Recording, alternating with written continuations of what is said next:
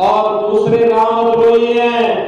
राम भक्त रामलला के भव्य मंदिर से प्रसन्न है, उत्साहित है, उमंग में है और अयोध्या में रामलला का भव्य मंदिर का निर्माण उसके लिए लोक के साथ साथ परलोक को सुधारने का एक माध्यम बना है।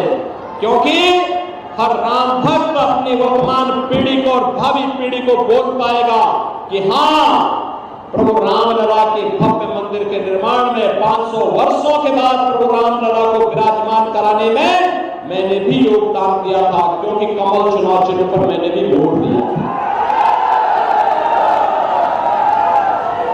और लोग तो सुनेगा ही सुनेगा, लेकिन जब परलोक जाएंगे तो पूर्वजों को भी बता पाएंगे कि देखो, आपके संकल्प को, आपकी आस को हमारे वोट ने पूरा किया।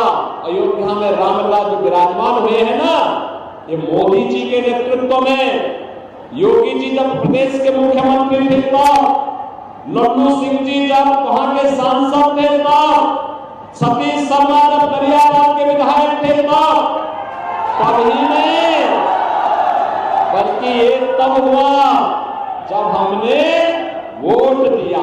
आप मुझे बताओ, लल्लू सिंह जी सांसद चुने जाते तब मोदी जी प्रधानमंत्री बनते हैं ना? जब सतीश शर्मा विधायक बनते तब मैं मुख्यमंत्री बनता हूं ना? एक राम भक्त उत्साहित है, उमंग में है, और दूसरी तरफ रामद्रोही है। वे ना खुश हैं, कहते हैं राम मंदिर बेकार बना। बहनों और भाइयों, ये वही लोग हैं जो राम भक्तों पर गोलियां चलाते थे। ये वही लोग हैं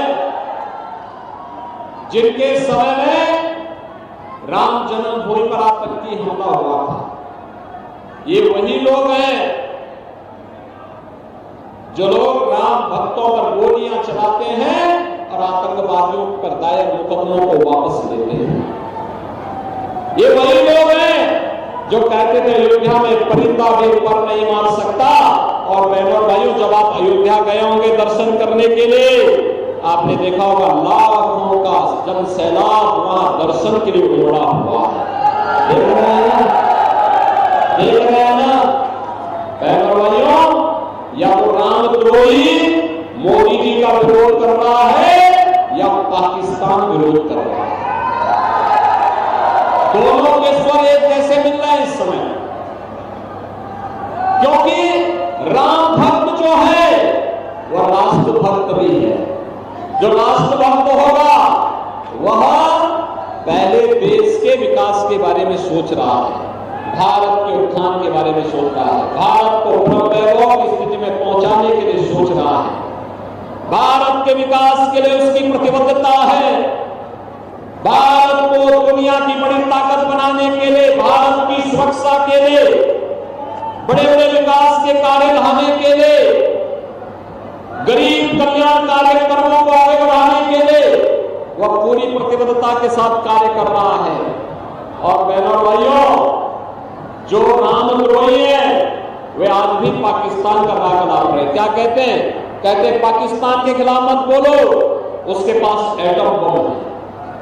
अरे हमारे पास भी तो एटम बम है, हमारा एटम बम बीच में रखने के लिए नहीं बना है।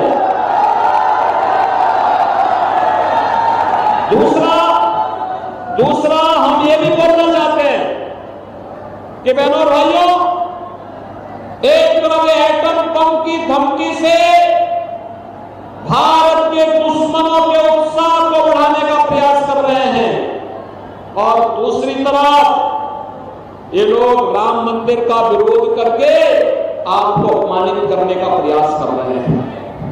बहनों और भाइयों, आपका एक वोट कितना महत्वपूर्ण है यह आपने देखा होगा। 2014 के पहले का भारत और 2014 के बाद का भारत।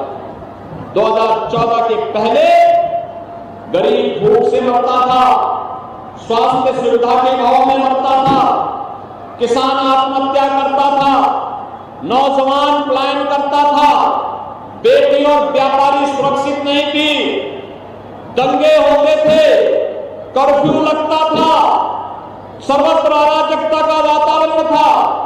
और 2014 के बाद का भारत कैसे परिवर्तन हुआ, दुनिया के अंदर सम्मान बढ़ा, देश की सीमाएं सुरक्षित हुई, आतंकवाद और नक्सलवाद नियंत्रित हुआ।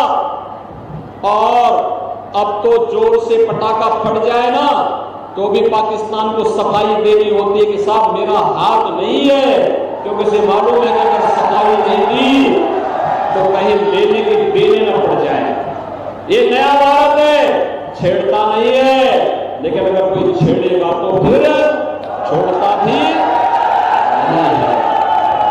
और बहनों और भाइयों, विकास के कार्य हाईवे, अयोध्या देखो ना, रेलवे की डबल लाइन से जुड़ गया, भव्य स्टेशन अयोध्या का बन गया है। अयोध्या के अंदर जहां से जाओ 4 लेन 6 लेन से जुड़ गया, इंटरनेशनल एयरपोर्ट बन गया है। एक तरफ अयोध्या में रामलला विराजमान हुए और दूसरी तरफ अयोध्या का अंतर्राष्ट्रीय एयरपोर्ट रामलला के उस समय के जिन्होंने रामलला को अपनी गाथा के माध्यम से जन जन तक पहुंचाया था, ऐसे त्रिकालदर्शी ऋषि महर्षि वाल्मीकि के नाम पर अयोध्या के एयरपोर्ट का नामकरण हुआ। भाइयों, वहां जितने भी भोजनालय बने गरीबों के लिए, संतों के लिए, अतिथियों के लिए, उनका नामकरण किसके नाम पर है? माता सबरी के नाम पर। माता सबरी भीलनी थी, बनवासी थी, उनके नाम पर भोजनालय का नाम, क्योंकि प्रभु राम के वनवास के समय में उन्होंने ही आश्रय दिया था और भगवान राम ने उनके झूठे मेरे भी खाए थे। और आश्रय स्थल जिनके हम रेल बसेरा कहते हैं वो किसके नाम पे है? निषाद राज के नाम पर है, निषाद राज के नाम पर। ये अयोध्या है, इंटरनेशनल एयरपोर्ट भी है, सड़कें 4 लेन और 6 लेन की है, भव्य दीपावली भी है। पहले माफिया हावी होते थे तो हम लोगों ने कहा प्रभु रामलला विराजमान हो रहे हैं तो जन जन में तो जय श्री राम होगा और माफिया और अपराधियों का राम नाम सत्य है ही होगा। हो गया ना? और बहनों भाइयों, राम नाम सत्य की गाथा के बाद अब हमें राम राज्य की परिकल्पना को साकार करना है। इसके लिए भारत को आत्मनिर्भर और विकसित भारत बनाना है। आत्मनिर्भर और विकसित भारत के लिए हम सबको भाजपा को जिताना होगा। जिताएंगे? जिताएंगे? बाहर के लोग भी, भाई बाहर के लोग इतनी जोर कैसे खड़े हैं? जिताएंगे? लल्लू महाराज को कमल चुनाव चिन्ह पर जिताएंगे? मोदी जी को तीसरी बार प्रधानमंत्री बनाएंगे? 5वें चरण में आपका मतदान है 20 तारीख को, है ना? और 20 मई को मतदान है। तो बहनों भाइयों, मतदान के लिए आपको अभी से स्वयं मोदी जी का प्रतिनिधि बनना पड़ेगा। मोदी जी का प्रतिनिधि बनना पड़ेगा, योगी जी का प्रतिनिधि बनना पड़ेगा, स्वयं लल्लू सिंह बनना पड़ेगा। घर घर जाना होगा, एक एक व्यक्ति को अलग जगाना होगा और बोलना होगा वही जो देश के अंदर गूंज रहा है, जो राम को लाए हैं, जो राम को लाए हैं। क्या बोलेंगे? और उनको लाएंगे का मतलब कमल चुनाव चिन्ह का बटन। और बहनों भाइयों, ये उत्सव गांव-गांव में होना चाहिए, अवध क्षेत्र में तो हर जगह होना चाहिए। पूरी दुनिया अवध क्षेत्र का गुणगान गा रही है, पूरी दुनिया गा रही है।